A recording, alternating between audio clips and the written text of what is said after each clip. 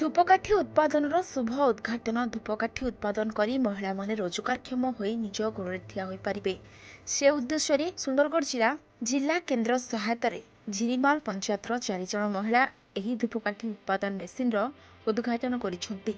Lephripada BDO ଅତାଳସୀ Parida, ସମ୍ମାନିତ ଅତିଥି ଭାବରେ ଜିଲ୍ଲା ପରିଷଦ ସଭ୍ୟା ଅଞ୍ଜଳି ଘୋଷ ଯୋଗ ଦେଇଥିବା ବେଳେ ଏହିଭଳି ଛୋଟ ଛୋଟ ମେସିନ୍ ଦ୍ୱାରା ଉତ୍ପାଦନ କରିବେ ଏବଂ ସ୍ୱାବଲମ୍ବୀ ହୋଇପାରିବେ, ତେବେ ଯାଇ ସରକାରଙ୍କ ନାରୀ ସଶକ୍ତିକରଣ ଯୋଜନାର ଲକ୍ଷ୍ୟ ସାଧନ ହୋଇପାରିବ ବୋଲି ଅତିଥିମାନେ କହିଛନ୍ତି।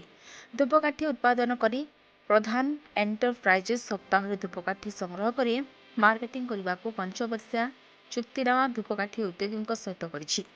ପ୍ରଧାନ ଏଣ୍ଟରପ୍ରାଇଜେସ୍ର କୋଅର୍ଡିନେଟର ମନୋରଞ୍ଜନ ବର୍ମା ଏବଂ ସହ କୋଅର୍ଡିନେଟର ରେବତୀ ପଟେଲ କାର୍ଯ୍ୟକ୍ରମରେ ସହଯୋଗ କରି ଧୂପକାଠି ଉତ୍ପାଦନ କିପରି କରାଯାଏ ସେ ବିଷୟରେ ତାଲିମ ଦେଇଥିଲେ।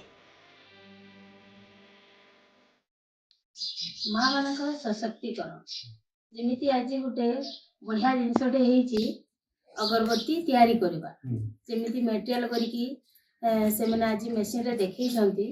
ତାପରେ ଘର କାମ ସହିତ ସେମାନେ ଗୋଟେ ଏକ୍ସଟ୍ରା କାମ କରୁଛନ୍ତି, ତାଙ୍କ ଯେମିତି ରୋଜଗାର କରୁଛନ୍ତି ଆଗକୁ ସଶକ୍ତି ବଢ଼େଇବା ପାଇଁ ପଇସା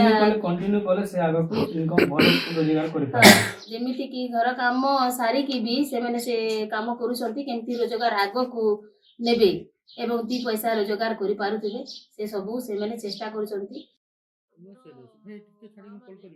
ଗୋଟେ ସୁନ୍ଦର ପ୍ରୟାସ ଆରମ୍ଭ କରିଛନ୍ତି। ନୂଆ କରିକି ଗୋଟେ ଅଗରବତୀ ମେସିନ୍ ସେମାନେ ଇନଷ୍ଟଲ୍ କରିଛନ୍ତି। ଆଉ ସେମାନେ ବି ଏବେ ଆମକୁ କରିକି ଦେଖେଇଲେ କେତେ ସୁନ୍ଦର ଭାବରେ ଷ୍ଟିକ୍ ସେଥିରେ ଲଗେଇଦେଲେ କେତେ ସୁନ୍ଦର ଭାବରେ ଅଗରବତୀ ହେଇକରି ବାହାରି ଆସୁଛି। ତାପରେ ସେମାନେ ତାକୁ ଶୁଖଉଛନ୍ତି ଆଉ ପ୍ରଧାନ ଏଣ୍ଟରପ୍ରାଇଜେସକୁ ସେ ଦେଇ ଦେଉଛନ୍ତି, ତାଙ୍କର ତିଆରି କରିକିରି ଅଗରବତୀ ତିଆରି କରିକି ଦେଇ ଦେଉଛନ୍ତି, ମାର୍କେଟିଂ ସେ କରୁଛନ୍ତି। ଆଉ ନିଶ୍ଚୟ ଭାବରେ ଏଇଟା ଗୋଟେ ବହୁତ ରୋଜଗାରକ୍ଷମ ବ୍ୟବସ୍ଥା ଗୋଟେ ସୃଷ୍ଟି ହେଇପାରୁଛି। ଯେଉଁ ମା ମାନେ ଏଥିରେ ଇନଭଲ୍ଭ ହେଇଛନ୍ତି ସେଥିରୁ ଭଲ 2 ପଇସା କିଛି ପାଇପାରିବେ। ଆଉ ମେସିନ୍ ଯାହା ବି ସେମାନେ ଆଣିଛନ୍ତି, ର ମେଟେରିଆଲ ଆଣିଛନ୍ତି, ସେ ଇନକମ୍ କରିକି ସେଇଥିରୁ ମଧ୍ୟ ସୁଝିବାର ବ୍ୟବସ୍ଥା ମଧ୍ୟ ହେଇପାରିବ। ଯେହେତୁ ମାର୍କେଟିଂର ସୁବିଧା ଅଛି, ତେଣୁ ସେମାନେ ଅତି ଶୀଘ୍ର ଲାଭବାନ ହେଇପାରୁଛନ୍ତି।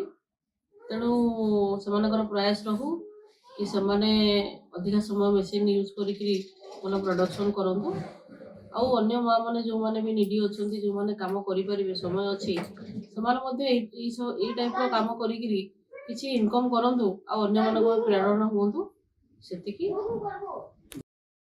ଲେଫ୍ରିପଡ଼ାରୁ ସୁରେନ୍ଦ୍ର ରୋହିଦାସଙ୍କ ରିପୋର୍ଟ, G99 ନ୍ୟୁଜ୍।